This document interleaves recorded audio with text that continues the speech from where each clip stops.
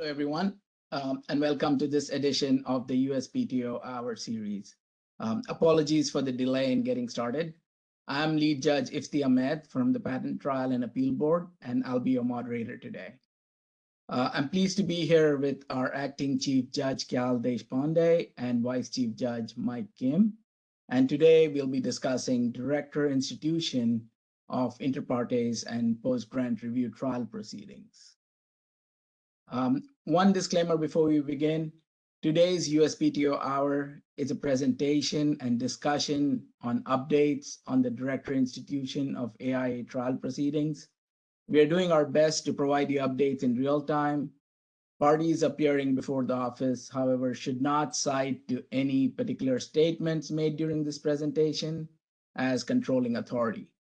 Parties can cite to the director's memo as appropriate, but they should avoid citing to any statements that are made during this presentation. Before we get started with the presentation, if you have any questions on the Director Institution process, please send them to us now. Please don't put them in the chat. Please email them to the email address that you see on your screen, usptohour@uspto.gov. You can also find this email address in the chat. A couple of tips on questions. Please email your questions as soon as you can. It takes us some time to process your questions and present them to the judges. And secondly, make your questions direct and focused, 1 or 2 sentences at most. Questions that are longer than that are difficult to address in this format. Also, I'd like to remind everyone that copies of the slides from this presentation, as well as the video recording, will be posted to the USPTO Hour website soon. Turning to today's agenda, we'll go over a few statutes that are relevant to Director Institution, and then we'll explain the process and then turn to any questions that we may have received. So without further ado, let me hand it over to Chief Judge Deshpande. Thank you, Ifti. Thank you for sharing the agenda. Yeah, we wanted to first go over some of the relevant statutes that sort of are the underpinning towards the memo that the director issued earlier this month. So why don't we go ahead and just dive right in. You want to just, thank you. The first statute we wanted to visit was 35 USC section 6A. This statute gives the definition or the members that comprise the board. The first members are identified by position in the statute itself. The statute identifies the director, the deputy director, the commissioner for patents, and the commissioner for trademarks. And then it also lists the administrative patent judges. Combined, all these groups constitute the Patent Trial and Appeal Board. So all 4 statutory members plus the judges are the board. Next slide, please. This statute expressly states the institution authority is with the director. The director must determine whether a petition meets the reasonable likelihood standard that the petitioner will a reasonable likelihood that the petitioner will prevail with respect to at least one of the challenge claims. That's similar in 324, 35 USC section 324 that deals with PGRs where the standard is whether it's more likely than not standard that the petitioner will prevail. These statutes provide the principles for which the memo on the Director Institution of AIA proceedings was based on. Finally, there's 35 USC section 3B, 35 USC section 3B. This statute just plainly identifies the director's power to delegate as the director determines. Again, if you have any questions or comments, you can send them to USPTO Hour. I think I stole Ifti's slide here, but go ahead and say it, Ifti. Yeah, now is a good time to send in any questions so that we can answer them when we get to the end of the presentation. Back to you, Chief Judge. Okay, thanks, Ifti. Now let's get into the Director Institution of AIA proceedings and the memo that was issued earlier this month. Let's go to the next slide. So just as background, in March 26th of 2025, Acting Director Stewart issued a memo on the interim processes of the board. The interim processes bifurcated the institution phase of a proceeding into a discretionary considerations phase and a merits and non-discretionary considerations phase. The interim processes established a new set of briefing, where a patent owner can file a discretionary brief 2 months after the notice of filing date accorded. The petitioner may respond to the request for discretionary denial 3 months after the notice of filing date accorded. And the briefing for a patent owner preliminary response remained unchanged. That is set at 3 months from the notice of filing date accorded. Parties were given guidance. There's a website on the bifurcated process. But importantly, the parties were identified to make sure that their discretionary considerations arguments was in the discretionary briefing, and their merits and non-discretionary arguments were within the patent owner preliminary response in the petition. The main purpose of the bifurcated process was to ensure that discretionary considerations were consistently handled across PTAB. It also improved PTAB efficiency, of course, with an eye to reduce pendency and ex parte appeals. Next slide, please. So earlier this month, Director Squire issued a memorandum on decisions on institution and AIA trial proceedings. The memorandum identified that the director will determine whether a petition meets the reasonable likelihood standard of 314 or the more likely than not standard of 324. As we touched on before, those are the statutes that expressly identify that the director makes a determination as to whether those standards have been met. The process not only improves efficiency and consistency, but also adheres to the statutory requirements of 314 and 324. With that, I'm going to turn it over to Vice Chief Judge Mike Kim to talk about the process. Thanks very much, Cal. So yes, I will talk a little bit about the process, but I also don't know there's a whole lot to say in that. So Cal covered the two memorandums, and I think one thing that I would like to make clear is that the director's October 17th memorandum does supersede the March 26th memorandum, but it doesn't like cancel or vacate it in any way. And you'll see in a bit why. It's just that, to the extent that the interim processes are changed, they're changed really in two respects. That now going forward, routine decisions on institution will be limited to summary notices, and also merit-based decisions on whether to institute petitions aren't going to be referred anymore to a 3-member panel of the PTAB. They will be done by the director. But the reason I mentioned that is really these first 2 bullet points is that, so the process for briefing discretionary considerations that are still outlined in the interim processes memorandum and the discretionary decisions webpage, those are the same. And the process for briefing, both the merits and non-statutory considerations will also remain the same in that the patent owner will still file a patent owner preliminary response at the 3-month mark. And then if petitioner would like a reply, a patent owner would like a surreply, they can go ahead and continue to ask for those. So again, all party briefing remains the same. All briefing due dates remain the same. And of course, the big change now is that the director, in like the interim process, will consult at least 3 PTAB judges and determine whether to institute trials in all IPR and PGR proceedings. Next slide, please. So this is obviously a change. Upon review of the discretionary considerations, the merits, and the non-discretionary considerations, if the director determines institution is appropriate on at least one claim, one ground for one challenge claim, the director will issue a summary notice to the parties indicating that institution is granted. Similarly, if it's determined that institution is not appropriate, and it could be on any of those bases that I just talked about, discretionary considerations, the merits, other non-discretionary considerations, the director will similarly issue a summary notice to the parties indicating that institution is denied. So here you see 3 branches from the director's decision on whether to institute. the left, we have summary notices, and as indicated, that we feel like Think is going to be the primary vehicle for the vast majority of the cases. That summary notices will be provided, basically a thumbs up or thumbs down on institution. However, the memorandum also goes into several other outcomes that could happen.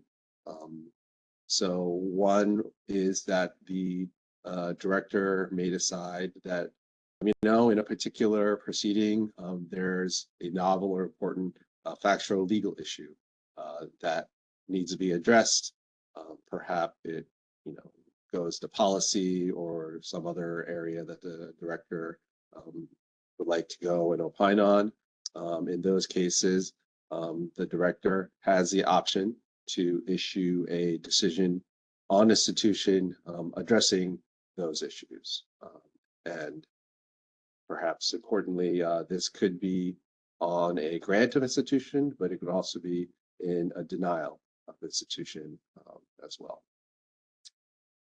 And on the right side, we have a third option also set forth in the memorandum, in that, the director may decide that, there are some very detailed fact-specific issues raised in the petition and also by the patent owner, where some treatment of it and consideration in depth is appropriate.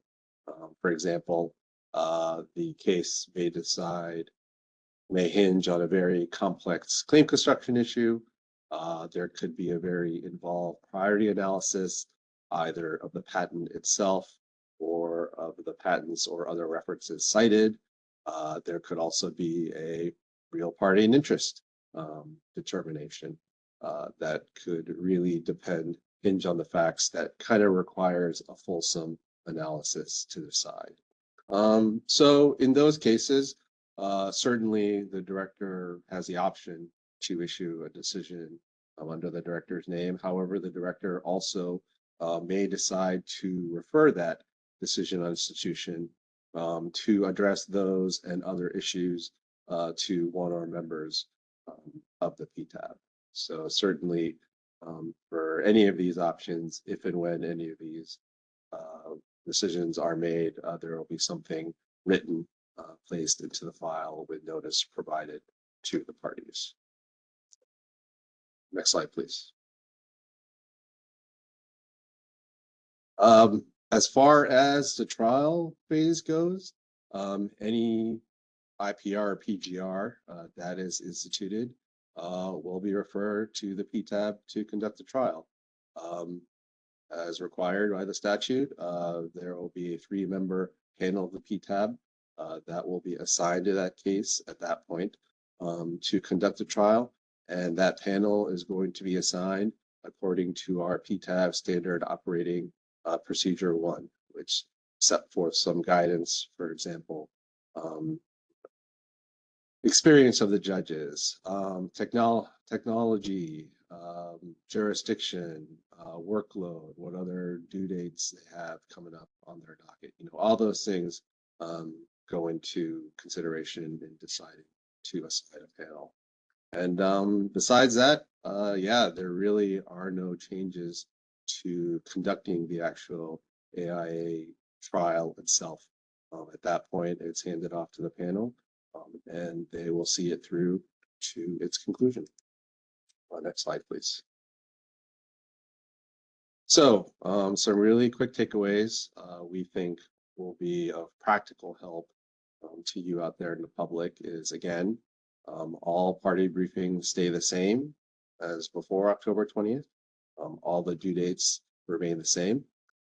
There is perhaps one practical change that I would like to go over, is that going forward, for any requests or questions you have concerning the proceeding prior to institution, we're asking you to please send all those to this email address you see on the screen, director_di@uspto.gov. Now, having said that, we know that not everyone is watching today, And we know that you are familiar with a few other email addresses. For example, trials@uspto.gov, that's been around since the beginning of AIA trials, and also director discretionary considerations at uspto.gov, which is set forth on the interim process webpage. So to be clear, those email addresses are still fine. If you happen to send something prior to institution, some request or question to those email addresses by mistake, that's okay. We will catch it and make sure that it gets directed to the appropriate individuals here at the board.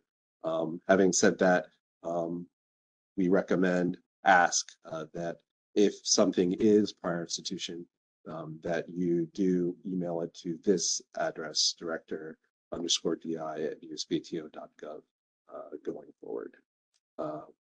Thanks. Back to you, FD or Cal. Okay, thank you, Judge Kim. So again, another reminder for questions. If you have questions, please send them to usptohour@uspto.gov. And that's the end of our presentation. We'll go ahead and answer some questions now. Let me begin with you, Judge Kim. In which IPR and PGR proceedings will the director be making the institution decision? Yeah, thanks for that question. So as outlined in the memorandum, the director will determine whether to institute trial in all inter-parties review and post-grant reviews proceedings that are awaiting a decision on institution. And in other kind of practical terms, those are all the proceedings where they were not referred already to a PTAB panel prior to October 20th, 2025. So there are cases that were referred by the director to the board prior to October 20th, but the board has not yet issued the institution decision on those. Will the new procedure apply to those cases as well? Yeah, thank you. That's a good question. The answer is no. So because those cases proceedings were referred to the board prior to October 20th, 2025, it is the board and specifically a panel of the board that will handle issuing institution decisions in those proceedings. And also it's been the board's practice to issue scheduling orders at the same time as an institution decision. So will that practice continue going forward? Thank you for that. The answer is no there. It's a very good question. If and when the director decides that institution is appropriate, a panel of 3 PTAB judges are going to be assigned to preside over the trial. And so because those PTAB judges are going to be assigned after institution and they're the ones who are going to be actually presiding over the trial, they'll be the ones who will issue a scheduling order in due course. And I know any panel who gets assigned the case know that the parties are going to be anxiously waiting that scheduling order. And I'm sure they also want to sort of outline, how the trial is going to go as well. So we're confident that they can issue it in relatively short course. Okay, thank you. Judge Deshpande, let me turn to you. The director institution memo says that the director will decide institution in consultation with at least 3 PTAB judges. Can you explain a little bit more about this process? Yeah, this is going to be very similar to the discretionary considerations process. And so when that process was launched, the director, then acting director, consulted with at least 3 PTAB judges. This helps ensure that we have the right technical expertise to make sure that the director has the right consultation and guidance on cases. So having learned from the discretionary process, that process will continue through the decisions on institution phase, where the director will consult on merits and non-discretionary issues. Okay, and if a trial is instituted by the director, will any of the 3 PTAB judges who consulted with the director on institution, will any of them be on the 3-judge PTAB panel that conducts the trial? No, they won't be. This is similar to how director review and the discretionary considerations processes work, usually the folks that consult with the director will not serve on the panel during trial. And the director institution memo refers to non-discretionary considerations. Could you give us some examples of the non-discretionary considerations? Yeah, anything that's sort of born in the other statutes, it would be, for example, 35 USC 311, 312, 315A, B, E, 322, 325, A and E. It would be, I think if you look at the discretionary website, it has a list of even more than what I just gave as examples of non-discretionary considerations. Okay. And we heard that the director will issue summary notices. What is the timing for these notices? Yeah, in general, the summary notices will be posted every week. I think that's kind of consistent with how the DISCO process has gone forward, where there's just a batch of decisions that are issued under DISCO, and similarly, notices will be handled in the same way. What will be good to note is on the first few rounds of notices, there'll probably be a lot more denials, and that's just kind of how the processing and the phase that the cases are in right now is that they're evaluated on discretionary considerations, and then as soon as it's available to be issued, it'll be made public. And so the first few notices or first several notices will have more denials until the process gets into more of a steady state. Once it gets into a steady state, say probably like the end of November, there'll be notices that include both institutions and denials. That's when the cases will be at further along in their processing in terms of reviewing of the merits and things like that. So it's just something good to note, at least for early on. The first few might be getting more denials than anything. Okay, thank you. Let me turn to Judge Kim. Judge Kim, the director institution memo states that when the director decides that detailed treatment of issues is appropriate, the director may refer the decision on institution to one or more members of the PTAB. Will the one or more members of the PTAB include statutory members of the PTAB as defined under Section 6A? Yeah, thanks very much for the question. And yeah, the answer is yes. The director does have the option to refer a decision on institution to any member of the PTAB. And yes, it's said in 35 USC 6A as went over by the acting chief judge that identifies the director, the deputy director, the commissioner for patents, the commissioner for trademarks, as well as my fellow colleagues here, the administrative patent judges of the board. Yep, they're all members of the board. The director can refer a decision to any of them. And for any such referral, how will the one or more members be selected? And will these selected members determine how to treat the issues raised in the petition? Yeah, thanks. So, perhaps the director will provide some instructions, but in general, how we think it'll work is that the director will enter an order instructing the chief judge to assign the case to one or more members of the PTAB. And then the chief judge will then assign that proceeding to one or more members of the PTAB. Again, going through the process in PTAB Standard Operating Procedure 1. At that point, those one or more members of the PTAB are the people who will decide the referred issue, whether identified by the director or whatever scope that he determines is appropriate. Okay, thank you. Let me turn back to Judge Deshpande. Could you provide a little more guidance on what kind of novel or important factual or legal issues the director may decide warrants a decision on institution? Oh, you're on mute. All right, you missed my answer. The director may see an issue in a proceeding that it determines is important or novel, and may issue a decision discussing that issue.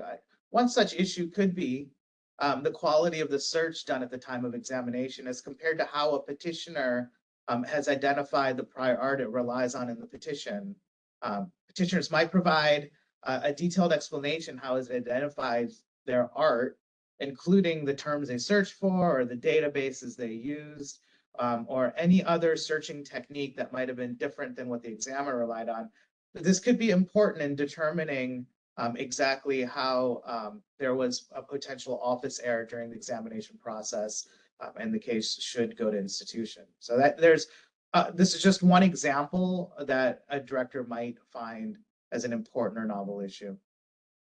Okay, thanks for that example. Judge Kim, how does this new process change the procedure for filing motions, such as a motion to proceed without backup counsel, or any other request for interlocutory relief, such as additional pages, for example? So.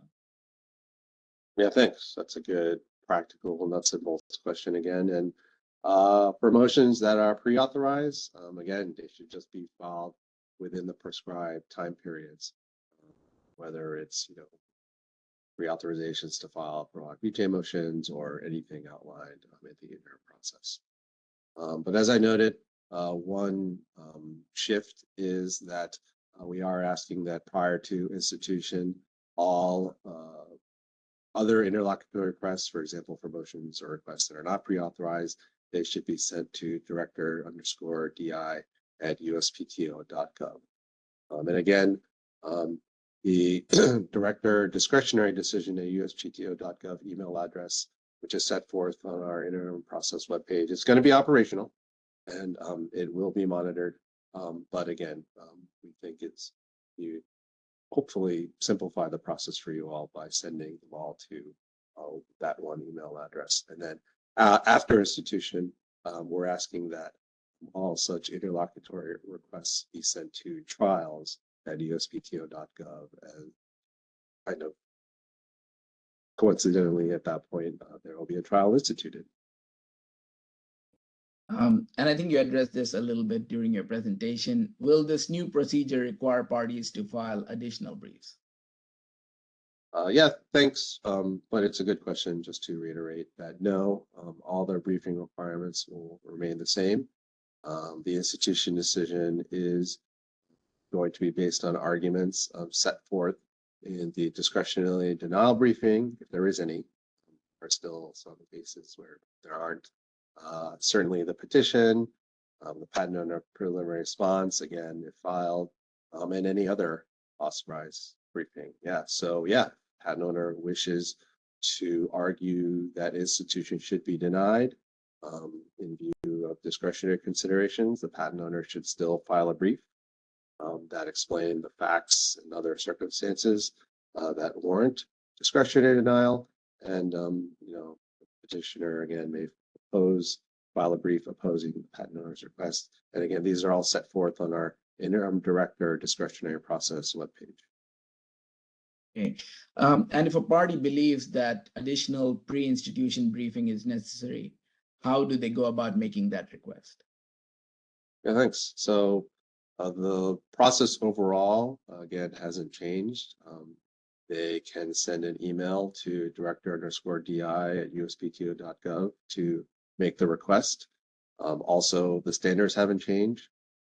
We ask that the party requesting the briefing provide a brief statement of good cause for the request, and also state whether the request is opposed or not opposed by the other party. Okay, thank you. Let me turn back to Judge Deshpande. Judge Deshpande, director review has been available for institution decisions for a while now. Can a party continue to file a request for director review or rehearing as to the director's summary notices going forward?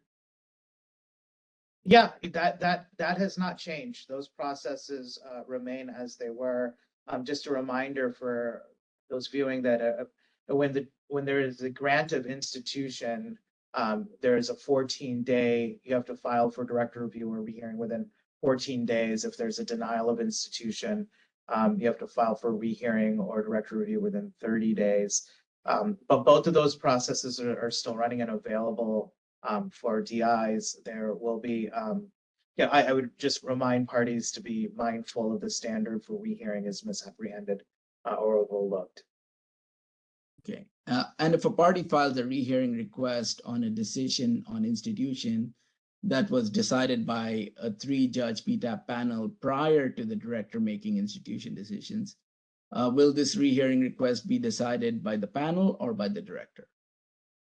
It'll be decided by the panel. So the cases, as Judge Kim noted, the cases that are affected are those that were awaiting a discretionary decision before from when the memo was issued. So if a decision was issued or a referral decision was issued prior to the October 20th memo, then the PTAB panel will be handling that rehearing. Okay. And could you speak to how conflicts of interest are addressed both for the director and the PTAB judges who are involved in the director institution process? Yeah, if the director or any of the consulting members have a conflict, they absolutely recuse themselves from participating in any dialogue regarding a proceeding. There's also, like as a matter of policy, the PTAB judges that participate in the process follow the guidance on conflicts set forth in SOP 1. So there's our regular rules of conflicts are still in play. I think there's more guidance on this on the director review and discretionary considerations web pages that should be easy to find. Okay, thank you. Let me turn back to Judge Kim.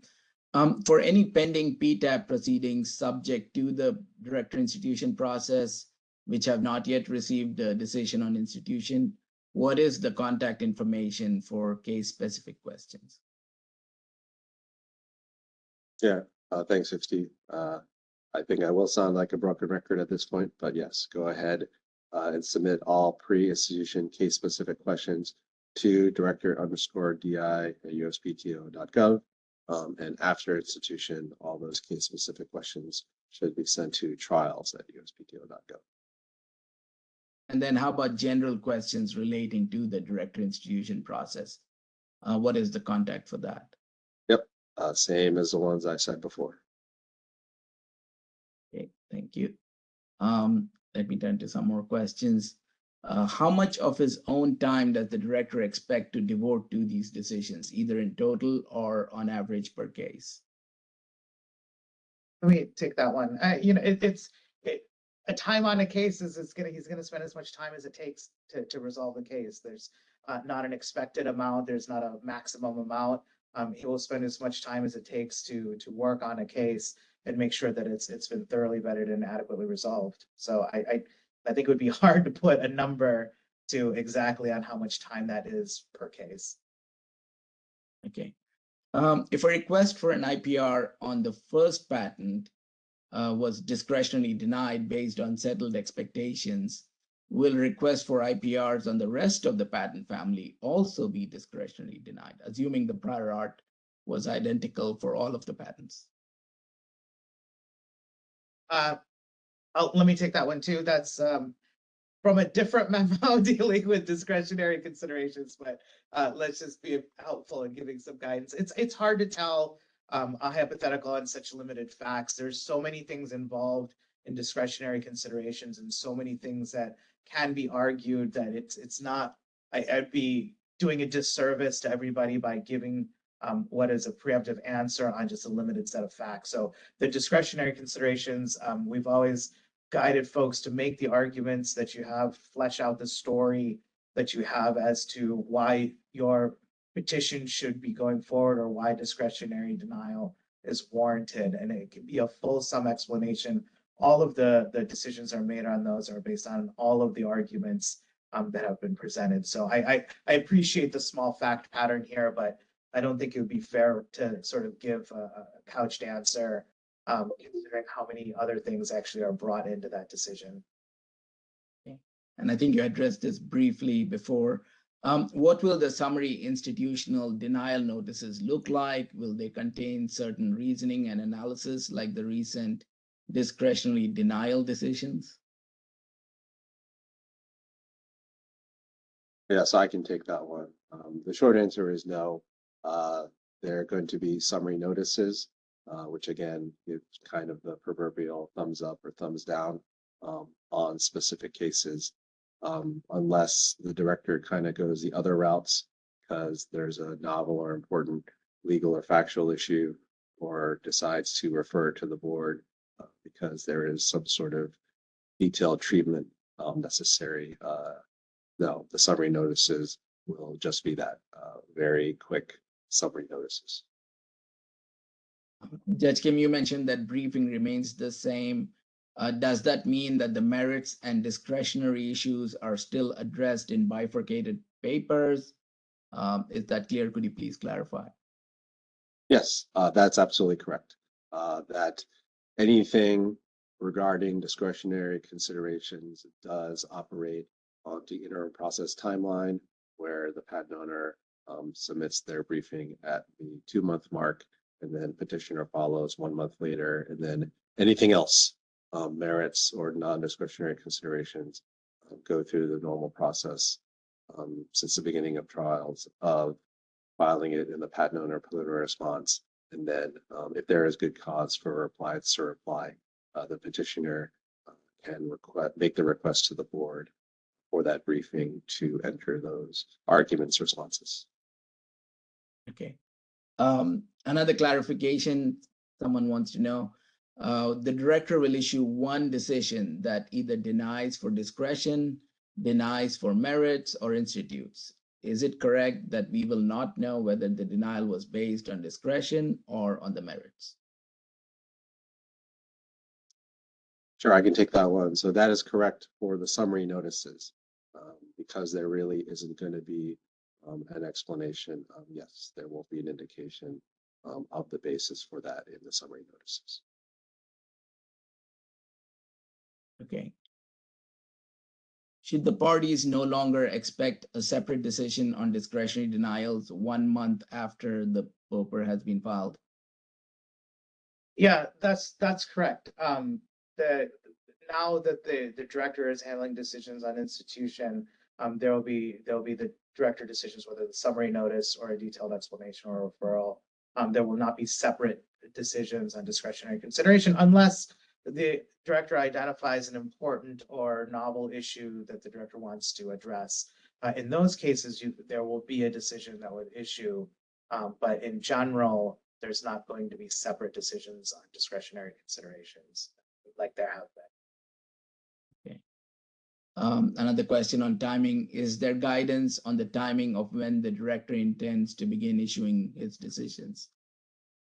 Yeah, I think I mentioned that just like some of the discretionary considerations cases that were issued more or less on a kind of a weekly basis, I think we're going to continue with that type of processing. Like I said before, too, the first several notices might contain denials, just because that's how the processing is going. If a merits consideration is warranted, then it'll go through a merits evaluation. So early on, there may be a lot of denials. Once we hit a steady state, you'll start to see a lot more institutions and along with the denials. Okay.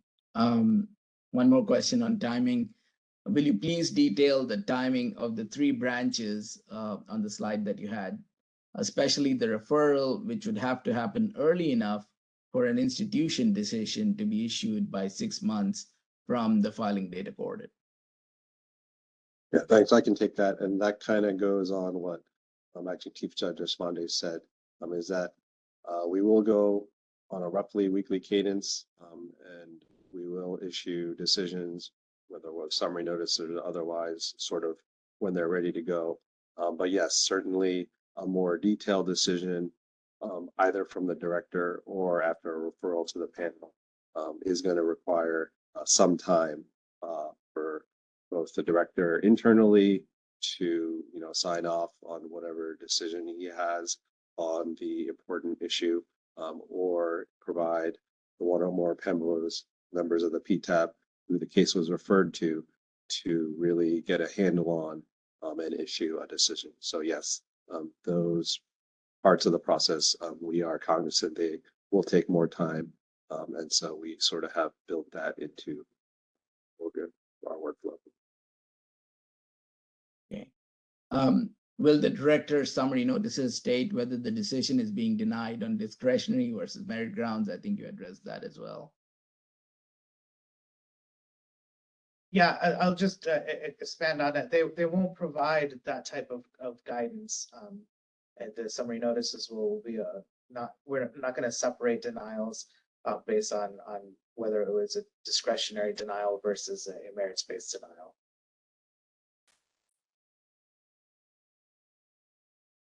Okay. Has the director's review of the merits process started? Let me take that one. It is like it is underway in terms of like has it been started and is the office planning and preparing and getting those things done. But in terms of like has it started as in our decisions issuing from it, once decisions are ready, they'll be issued. Thank you.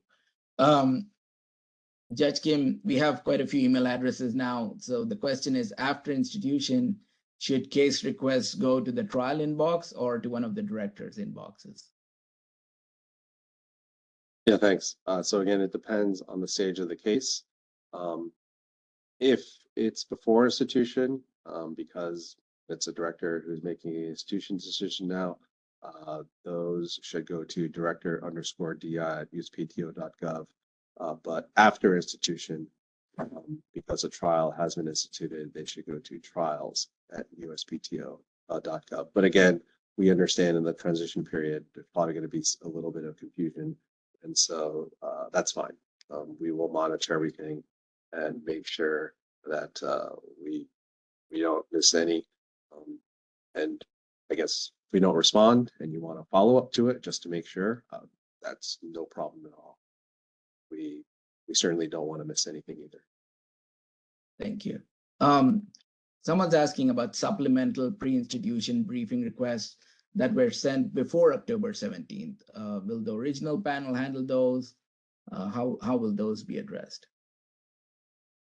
Maybe I don't understand the question fully. Is that where someone has requested supplemental briefing and has not yet been authorized, and that's no, that will be handled by the director's institution processes. So anything that's still pending, any interlocutory matters will be handled under the new memo.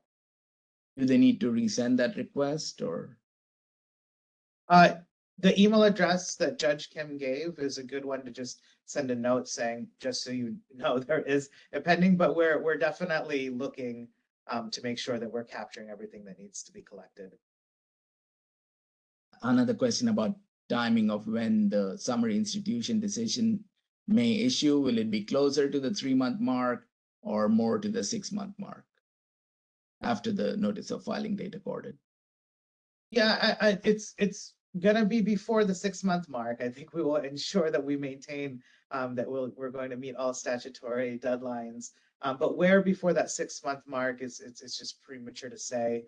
It depends on the case. Whenever a decision has been made, we will make sure it gets to the parties as soon as possible. We don't want to sit on any decisions for sure, but until a decision has been made, there's no way of telling exactly when that's going to happen. But as soon as it's ready to be disseminated to the parties and the public, it will be made public. Okay. Judge Deshpande, you mentioned that judges that the director consults with will only be consulted on merits or non-discretionary considerations, suggesting that the judges will not be consulted on discretionary issues. Could you provide some clarification on that? No, let me clarify. That's that's not what or if I said that, that's not what I meant. Judges are being consulted both on discretionary considerations and on the merits considerations. So there are judges that are involved in the process from top to bottom, and there's judges being consulted on both discretionary considerations and the merits considerations. So thank you for that question. If I misspoke earlier, I didn't mean to say that. But I hope I didn't.